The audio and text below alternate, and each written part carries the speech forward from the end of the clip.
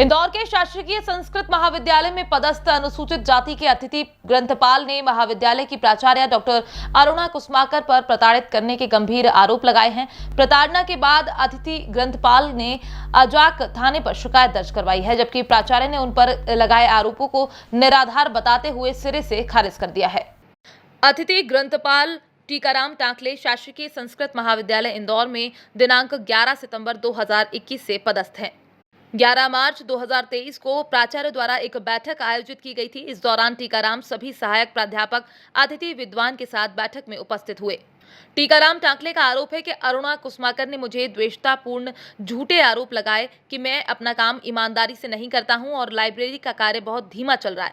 इस पर प्राचार्य मुझ पर भड़क गई और कहने लगी कि चतुर्थ श्रेणी कर्मचारी नहीं होगा तो तुम उसका काम नहीं करोगे। तुम्हारी जवाबदारी है कि तुम चतुर्थ श्रेणी कर्मचारी नहीं होने पर उसका सारा काम जैसे बुक उठाना, साफ सफाई, शौचालय की सफाई तुम्हें ही करना होगा। तुम्हें ही कंप्यूटर ऑपरेटर का कार्य करना पड़ेगा। टीकाराम ने आरोप लगाते हुए कहा कि प्राचार्य ने उनसे कहा कि तुम अपने आप को राजपत्रित अधिकारी कलेक्टर समझ रहे हो क्या? मैंने जो कहा तुम्हें करना पड़ेगा। इसके बाद प्राचार्य ने उनसे अभद्र शब्दों का प्रयोग करते हुए अपमानित किया। उन्होंने सह प्राध्यापक डॉक्टर प्रबोध जोशी पर भी नौकरी से बाहर करने की धमकी देने का आरोप लगाया है। पीड़ित ने आरोप लगाते हुए कहा है कि डॉक्टर कुसमाकर ने पूर्व में भी मुझे आर्थिक एवं मानसिक प्रताड़ना दी है। डॉक्टर कुसमाकर ने 16 महीनों से मेरा जो मानदेय था उसमें से 4000 रुपए रोक दिए थे। उनके द्वारा मुझे एक चर्चा के लिए बुलाया गया। जब चर्चा के लिए बुलाया गया तो मैडम लाइब्रेरी चली गई और वहाँ से जो वहाँ पे स्टाफ जो सफाई कर रहा था उनसे फ़ोन लगवाया कि ये कहाँ गए, तो उन्होंने बोल दिया उधर गए। जब मैं वापस आया तो मैडम से बोला कि मैडम मैं NSS की चर्चा में गया था, तो वो और भड़क गई और भी उन्होंने गलत शब्द कहने लगी। क्या शब्द बोले? उन्होंने यही कहा कि तुम्हारी औकात यहाँ बैठने की थी, तुम्हें झाड़ू पोछा लगवाने की थी और उसके बाद तुम यहाँ से वहाँ भटक रहे हो। उसके बाद उन्होंने ये मुझे लेटर थमा दिया, जबकि मैं महाविद्यालय में उपस्थित था। अगर मैं और कहीं जाता तो चलो मैं सोचता कि हाँ मेरी गलती है, मैं अपनी सीट पे नहीं हूँ। मैं उनसे चर्चा के लिए गया था। अब क्या हुआ मेरे को बताओ। 1 को 2023 को जम्बूड़ी में मैडम के आदेश पर मैं जम्बूड़ी गया। NSS प्रभारी द्वारा मुझे मैसेज किया गया कि आपको 9 से 2 के बीच व्यवस्था संभालने के लिए वहाँ पे प्राचार्य के आदेश अनुसार मैं कह रहा हूँ कि आपको वहाँ पे आना है। जब मैं वहाँ पर गया, मैंने सारा काम किया। वो दूसरे दिन डॉक्टर अभिषेक पांडे जो कि स्वर्ण जाति के, उनकी उपस्थिति पे मैडम लिख देती है कि NSS केम ड्यूटी।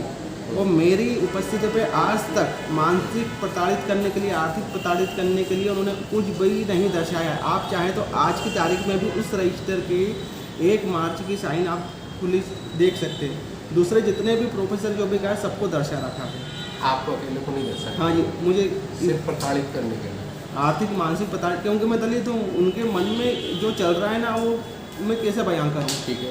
वो मीडिया से चर्चा में प्राचार्य डॉक्टर अरुणा कुसमाकर ने उन पर लगे आरोपों को सिरे से खारिज कर दिया है। उन्होंने कहा है कि टीकाराम टांकले को एक प्रशिक्षण में जाना था, लेकिन वो स्वास्थ्य ठीक नहीं होने का बोलकर प्रशिक्षण में नहीं गए। उन्होंने कहा कि मैं जितनी भी बार ग्रंथालय में गई तो निरीक्षण के दौरान टीकाराम मुझे वहां पर नहीं मिले और इसका प्रमाण है।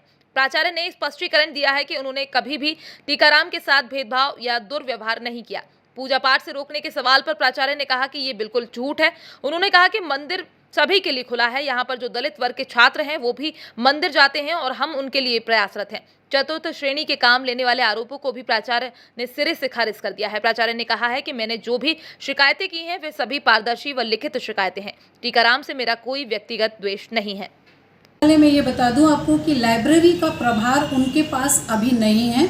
वर्तमान में लाइब्रेरी का जो प्रभार है वो श्री विनोद जोशी के पास है और उनके द्वारा चार्ज लेने की प्रक्रिया जारी है।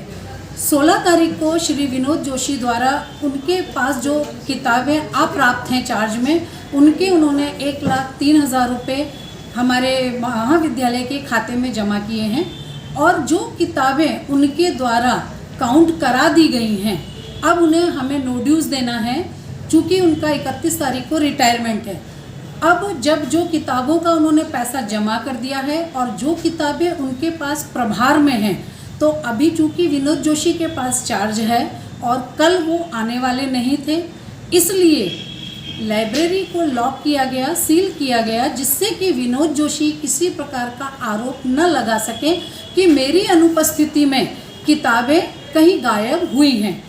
अब चूंकि जब विनोद जोशी का चार्ज का कार्य पूर्ण हो जाएगा, उन्हें नो ड्यूज दे दिया जाएगा, तब हम लाइब्रेरी के प्रभार की व्यवस्था करेंगे, क्योंकि टीकाराम जी को हमने प्रभार के लिए 4 दिन पहले लेटर दिया है, शासकीय पत्र, कि आप ग्रंथालय का प्रभार प्राप्त करें, और यदि आप प्राप्त नहीं करना चाहते हैं तो हमें लिखित में दें कि मैं नियमानुसार चार्ज लेने में असमर्थ हूँ। तो हम उनके जब नहीं लिखने पर हम शासन से मार्गदर्शन लेंगे कि अब हम ऐसी स्थिति में किसे चार्ज दें, और जब तक लाइब्रेरी का चार्ज नहीं होता है, ऐसी स्थिति में मैं भले ही वो ग्रंथपाल हैं तो उन्हें लाइब्रेरी खोलकर नहीं दे सकती हूँ।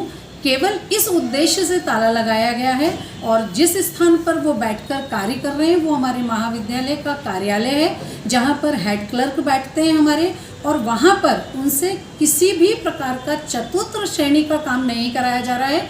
लाइब्रेरी में जो 1 लाख रुपए जोशी जी ने जमा किए हैं, उन जमा की हुई राशि को पुस्तकों में हमें मेंशन करना होगा कि इन किताबों के पैसे जमा हो चुके हैं, उस पर लाइब्रेरियन के साइन होंगे, और वह कार्य वो रजिस्टर्स में, लाइब्रेरी से रजिस्टर्स निकालकर वो कार्य वहाँ पर बैठकर कर रहे हैं। इस बात की आप प्रमाणिक पुष्टि कर सकते हैं। आप उनसे चतुर्थ श्रेणी का काम लेते हैं, ये पूरी तरह से निराधार है। इस बात के लिए भी आप उनसे प्रमाण लीजिए कि मैडम ने आपसे कौन सा चतुर्थ श्रेणी का काम लिया है।